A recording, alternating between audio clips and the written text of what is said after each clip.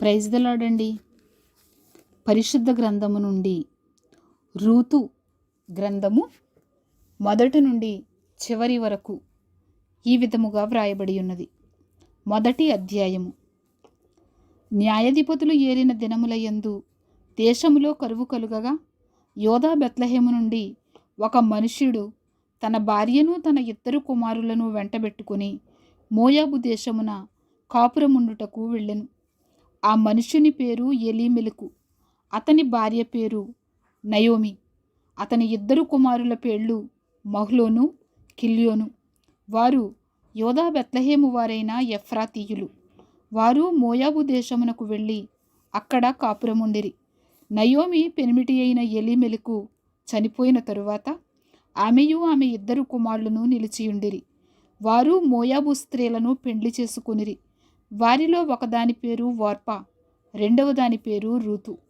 వారు ఇంచుమించు 10 సంవత్సరములు అక్కడ నివసించిన తరువాత మహ్లోను, కిల్యోనను ఇద్దరును చనిపోయిరి. కాగా ఆ స్త్రీ తాను కనిన ఇద్దరు కుమారులను తన పెనిమిటియు లేనిదాయను. వారికి ఆహారమిచ్చుటకు యెహోవా తన జనులను దర్శించెనని ఆమె మోయాబు దేశములో వినెను గనుక మోయాబు దేశము విడిచి వెళ్ళుటకై ఆమెయు ఆమె కోడండ్రును ప్రయాణమైరి. అప్పుడు ఆమె ఉన్న స్థలము నుండి ఆమెతో కూడా ఆమె ఇద్దరు కోడండ్రును బయలుదేరి యోధా దేశమునకు తిరిగిపోవలనని మార్గమున వెళ్ళుచుండగా నయోమి తన ఇద్దరు కోడండ్రను చూచి, మీరు మీ తల్లుల ఇండ్లకు తిరిగి వెళ్ళుడి. చనిపోయిన వారి ఎడలను నా ఎడలను మీరు దయచూపినట్లు యెహోవా మీ ఎడల దయచూపునుగాక. మీలో ఒక్కొక్కతే పెండ్లి చేసుకుని తన ఇంట నెమ్మది నొందునట్లు యెహోవా దయచేయునుగాక అని వారితో చెప్పి వారిని ముద్దు పెట్టుకొనెను. అంతటా వారు ఎలుగెత్తి ఏడ్చి, నీ ప్రజల యొద్దకు నీతో కూడా వచ్చేదమని ఆమెతో చెప్పగా, నయోమి, నా కుమార్తెలారా, మీరు మరలుడి. నాతో కూడా మీరు రానేలా? మిమ్మును పెండ్లి చేసుకునుటకై ఇంకా కుమారులు నా గర్భమున నుందురా? నా కుమార్తెలారా, తిరిగి వెళ్ళుడి. నేను పురుషునితో ఉండలేని ముసలిదానను. నాకు నమ్మిక కలదని చెప్పి ఈ రాత్రి పురుషునితో ఉండి కుమారులను కనినను. వారు పెద్దవారగు వరకు వారి కొరకు మీరు కనిపెట్టుకుందురా? మీరు వారి కొరకు కనిపెట్టుకొని పురుషులు లేక ఒంటరి కత్తెలయుందురా? నా కుమార్తెలారా, అది కూడదు. యెహోవా నాకు విరోధి ఆయను. అది మిమ్మును నొప్పించినంతకంటే నన్ను మరీ ఎక్కువగా నొప్పించినదని వారితో చెప్పెను. వారు ఎలుగెత్తి ఏడవగా ఓర్పా తన అత్తను ముద్దు పెట్టుకొనెను. రూతు ఆమెను హత్తుకొనెను. ఇట్లుండగా ఆమె, ఇదిగో నీ తోడికోడలు తన జనుల యొద్దకును తన దేవుని యొద్దకును తిరిగిపోయినదే. నీవును నీ తోడికోడలి వెంబడి వెళ్ళుమనెను. అందుకు రూతు, నా వెంబడి రావద్దనియు నన్ను విడిచిపెట్టుమనియు నన్ను బ్రతిమాలు కొనవద్దు. నీవు వెళ్ళి చోటకే నేను వచ్చెదను, నీవు నివసించు చోటనే నేను నివసించెదను. నీ జనమే నా జనము, నీ దేవుడే నా దేవుడు. నీవు మృతి పొందు చోటను నేను మృతి పొందెదను, అక్కడనే పాతి పెట్టబడెదను. మరణం తప్ప మరి ఏదైనను నిన్ను నన్ను ప్రత్యేకించిన ఎడల యెహోవా నాకు ఎంత కీడైనా చేయునుగాక అనెను. తనతో కూడా వచ్చుటకు ఆమెకు మనస్సు కుదిరినదని నయోమి తెలుసుకునినప్పుడు అందును గూర్చి ఆమెతో మాటలాడుట మానెను. గనుక వారిద్దరూ బెత్లెహేమునకు వచ్చు వరకు ప్రయాణము చేసిరి. వారు బెత్లెహేమునకు వచ్చినప్పుడు ఆ ఊరి వారందరూ వారి యొద్దకు గుంపు కూడి వచ్చి, ఈమె నయోమి కదా అని అనుకొనుచుండగా ఆమె, సర్వశక్తుడు నాకు చాలా దుఃఖము కలుగజేసెను గనుక నన్ను నయోమి అనక మారా అనుడి. నేను సమృద్ధి గలదాననై వెళ్ళి తిని యెహోవా నన్ను రిక్తురాలినిగా తిరిగి రాజేసెను. మీరు నన్ను నయోమి అని పిలువనేలా? యెహోవా నా మీద విరుద్ధముగా సాక్ష్యము పలికెను. సర్వశక్తుడు నన్ను బాధపరిచెను అని వారితో చెప్పెను. అట్లు నయోమియు ఆమెతో కూడా మోయాబీయురాలైన రూతు అను ఆమె కోడలును మోయాబు దేశము నుండి తిరిగి వచ్చిరి. వారిద్దరూ యవల కోత ఆరంభంలో బెత్లెహేము చేరిరి. రెండవ అధ్యాయము. నయోమి పెనిమిటికి బంధువుడొకడుండెను. అతడు చాలా ఆస్తిపరుడు. అతడు ఎలీమెలకు వంశపు వాడై ఉండెను. అతని పేరు బోయజు. మోయాబీయురాలైన రూతు నీ సెలవైన ఎడల నేను పొలములోనికి పోయి ఎవని కటాక్షము పొందగలనో వాని వెనుక పరిగి నేరుకొందునని నయోమితో చెప్పగా ఆమె, నా కుమారి పొమ్మనెను. కాబట్టి ఆమె వెళ్ళి పొలములోనికి వచ్చి చేనుకోయి వారి వెనుక పొలములో ఏరుకొనెను. ఆ పొలములో ఆమె పోయిన భాగము ఎలీమెలకు వంశపు వాడైన బోయజుది. బోయజు బెత్లెహేము నుండి వచ్చి, యెహోవా మీకు తోడయుండునుగాకని చేనుకోయి వారితో చెప్పగా వారు, యెహోవా నిన్ను ఆశీర్వదించునుగాక అనిరి.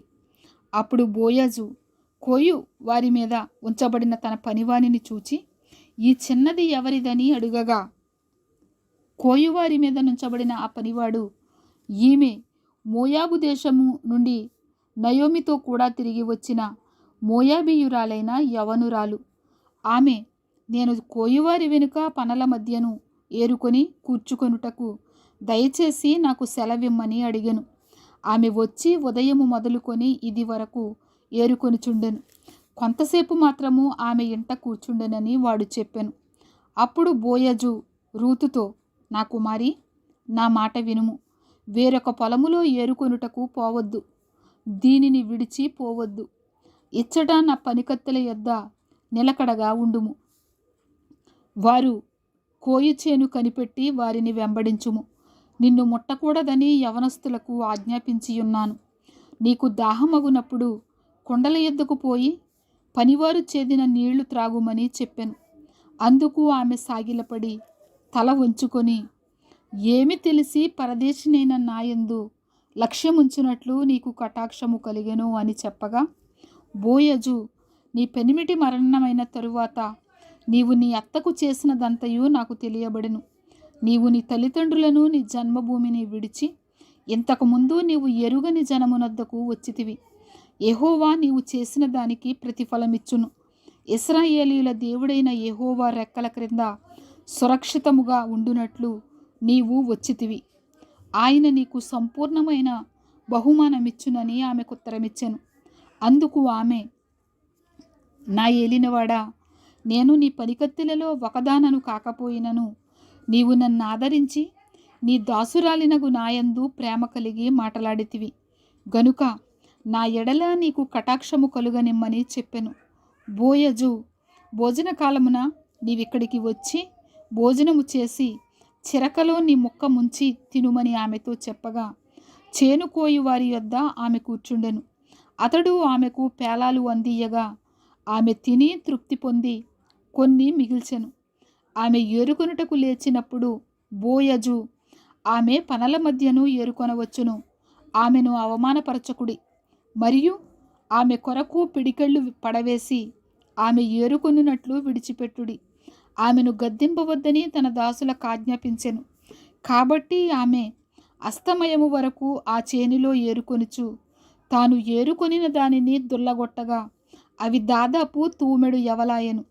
ఆమె వాటిని ఎత్తుకొని ఊరిలోనికి వచ్చినప్పుడు ఆమె అత్త ఆమె ఏరుకొనిన వాటిని చూచెను. ఆమె తిని తృప్తి పొందిన తరువాత తాను మిగిల్చిన దానిని చూపించి ఆమెకిచ్చెను. అంతటా ఆమె అత్త ఆమెతో, నేడు నీవెక్కడ ఏరుకొంటివి, ఎక్కడ పనిచేసితివి, నీ యందు లక్ష్యముంచిన వాడు దీవింపబడునుగాక అనగా ఆమె తాను ఎవని యొద్ద పనిచేసెనో అది తన అత్తకు తెలియచేసి, ఎవని యొద్ద నేడు పనిచేసి తినో అతని పేరు బోయజు అనెను. నయోమి బ్రతికి ఉన్న వారికిని చచ్చిన వారికిని ఉపకారము చేయుట మానని ఇతడు యెహోవా చేత ఆశీర్వదింపబడునుగాక అని తన కోడలితో అనెను. మరియు నయోమి, ఆ మనుష్యుడు మనకు సమీప బంధువుడు, అతడు మనలను విడిపింపగల వారిలో ఒకడని చెప్పగా మోయాబీయురాలైన రూతు, అంతేకాదు అతడు నన్ను చూచి తనకు కలిగిన పంటకోత అంతయు ముగించు వరకు తన పనివారి వద్ద నిలకడగా ఉండుమని నాతో చెప్పెననెను. అప్పుడు నయోమి తన కోడలైన రూతుతో, నా కుమారి, అతని పనికత్తెలతో కూడానే బయలుదేరుచు వేరొక చేనిలోని వారికి నీవు కనబడకపోవుట మంచిదనెను.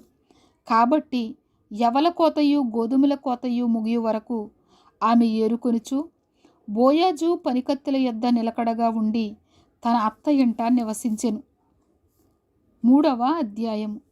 ఆమె అత్తయ్యైన నయోమి, నా కుమారి, నీకు మేలు కలుగునట్లు నేను నీ కొరకు విశ్రాంతి విచారింపవలసిన దానను కదా. ఎవని పనికత్తెల యొద్ద నీవు ఉంటివో ఆ బోయజు మనకు బంధువుడు. ఇదిగో ఈ రాత్రి అతడు కళ్ళమున ఎవలు తూర్పారబట్టింపబోచున్నాడు. నీవు స్నానము చేసి తైలము రాచుకొని నీ బట్టలు కట్టుకొని ఆ కళ్ళమునకు వెళ్ళుము. అతడు తన అన్నపానములు పుచ్చుకొనుట చాలించు వరకు నీవు అతనికి మరుగయ్యుండుము. అతడు పండుకొనిన తరువాత అతడు పండుకొనిన స్థలమును గుర్తెరిగి లోపలికి పోయి అతని కాళ్ల మీద ఉన్న బట్ట తీసి పండుకొనవలెను. నీవు చేయవలసిన దానిని అతడు నీకు తెలియచేయునని ఆమెతో అనగా, ఆమె నీవు సెలవిచ్చినదంతయు చేసేదనని చెప్పి ఆ కళ్ళమునద్దకు పోయి తన అత్త ఆజ్ఞాపించినదంతయు చేసెను.